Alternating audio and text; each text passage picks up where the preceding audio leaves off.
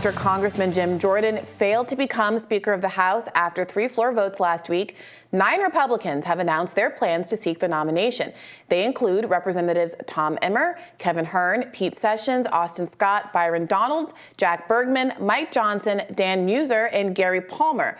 The Republican conference is expected to meet this evening to hear from a new crop of candidates, and a vote is expected as early as tomorrow, according to the Washington Post. House Republicans are pushing a unity pledge to guarantee a speaker is actually selected this time. This has been spearheaded by Representative Mike Flood. The initiative consists of a 2-paragraph promise to vote in favor of whoever wins the House Republican Conference's backing in the election scheduled for tomorrow.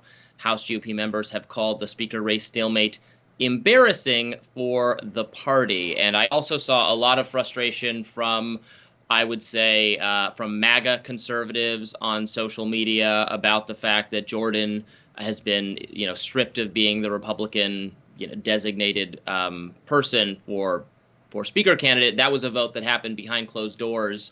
So it's the view of MAGA conservatives that that elected Republicans, the vast majority of them, don't support Trump, don't support the MAGA agenda, and are thus, behind closed doors when it's secret. They're happy to go up against Jordan, the candidate of the MAGA movement at the minute, even though they're too cowardly to do it in public. So that's a dynamic I'm seeing playing out. Obviously, we are still learning the views of all these 9 Republican figures and who they are and where they fit in. Obviously, Byron Donalds is someone who has been closely associated with Trump. Who has defended Trump and Trumpism on TV quite a bit, who was put forward possibly as a candidate even during the McCarthy efforts to gain the speakership. He was at one point put forth as like the alternative candidate by the kind of Freedom Caucus wing. So I think he's someone to watch closely. Yeah, he came onto my personal radar during all the speakership kerfuffles in January, and frankly had very good camera presence. He sold this better than a lot of other people I have seen sell it. And that is part of what this is. The force the vote requires a kind of showmanship. You have to keep the public on your side with the argument that you're holding up Congress in their interests, that you're the one that's, let's say, wanting to root out corruption. You're the one that wants basic reforms that are going to inure to the benefit of the American people, and to push back against the messaging from the Republican establishment that this is all about self-aggrandizement and winning votes back in your district or fundraising and the like. So I was interested to see Byron Donalds' name back in the mix here. I do see people, especially in the liberal press, talking about Tom Emmer of Minnesota, who is apparently the highest-ranking Republican in the race. He's endorsed by McCarthy. He does seem in some ways to be an establishment pick, and therefore, I think, seen more kindly by Democrats. He is also one of the 2 of this new slate of candidates that did not vote to overturn the election back in 2020. And so he seems like the kind of adult choice in the room for people on the other side of the aisle. I wonder what you make of Emmer or some of these other candidates that are in the mix. Yeah, look, I think there's the fundamental divide on the Republican side has not been bridged. And I don't think, frankly, there's any reason to think one of these 9 figures can bridge it, right? The fundamental problem has still been exposed for us all to see, which is that there are deep divisions in the party. There are ideological differences about what policy issues. There's both ideological differences about what funding, what we should do with the American taxpayers' money, and then there's also some procedural differences. There are insurgent members like Matt Gaetz, who want the freedom to actually legislate without necessarily the speaker's permission, and want to be able to hold the speaker accountable if he's not delivering on what Freedom Caucus people think is the agenda that their voters and supporters actually want. So they want the power to be able to hold that person accountable. They don't want this, they don't want to put forth a king, to christen a new monarch.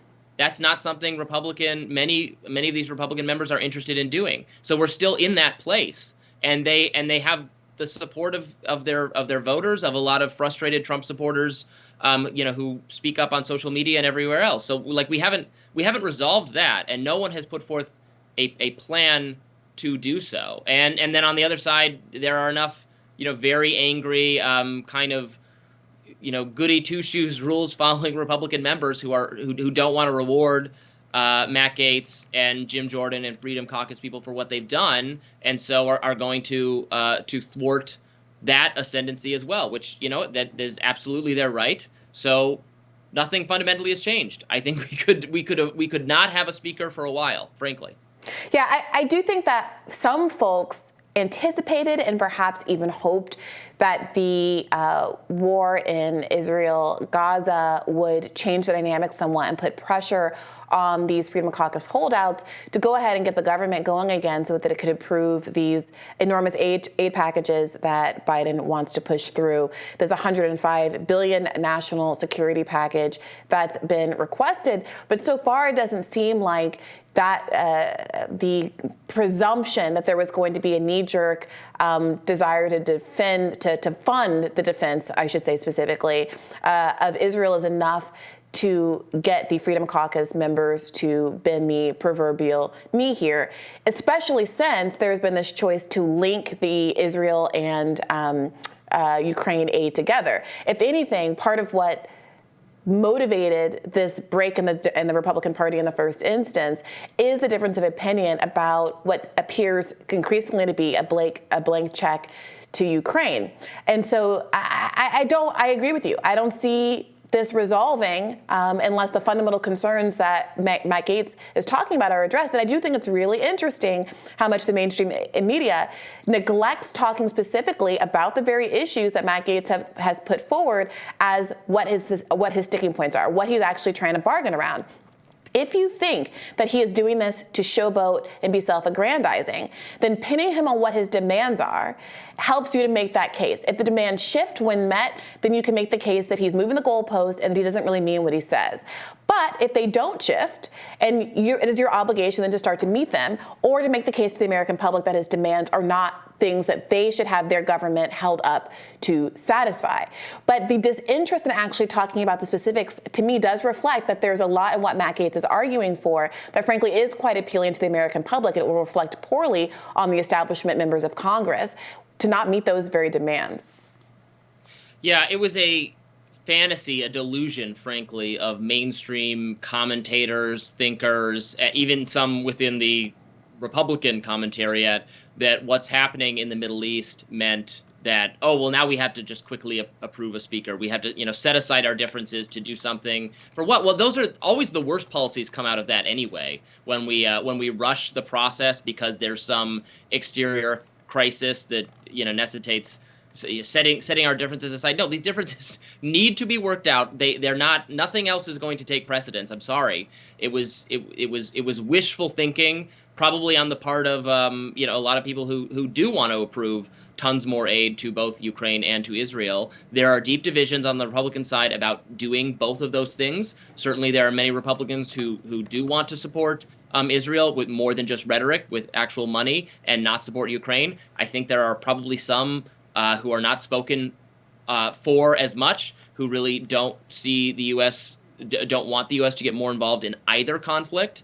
But anyway, we're not like that. That debate is going to happen. It's happening, vis-a-vis this fight for the speakership. That's not being set aside. Like, people have to be realistic. We live in, political actors are are engaged in a battle to empower their side or the other side or their faction, or get what they're trying to do. Like, if a Supreme Court justice just died in the reality we live in now, and the Senate and the president are controlled by a different party, the reality is we will have 8 Supreme Court justices until that situation is over. Like, that's reality. That's just how it's going to be. Similarly, it's going to be that there's no speaker until Republicans resolve some of their differences. They decide that both sides are satisfied that they're getting something that they want. I think on the kind of more mainstream side, that's going to be coming up with a candidate who they don't feel they are rewarding for for theatrics or something like that. That seems for some reason to be important to the more mainstream Republican side. And on the insurgent side, on the Freedom Caucus side, it's going to mean operating under different rules that actually allow legislators to bring forward their own ideas and to have some independence and to be able to continue to hold the speaker accountable if he's perceived to have betrayed their agenda. So until a compromise on those points is met, I don't see any of this changing. Yeah, well, the other factor at play here is the temporary government funding runs out on November 17th. We'll see if that causes any more players to come to the negotiating table. Stick around. We'll have more Rising for you right after this.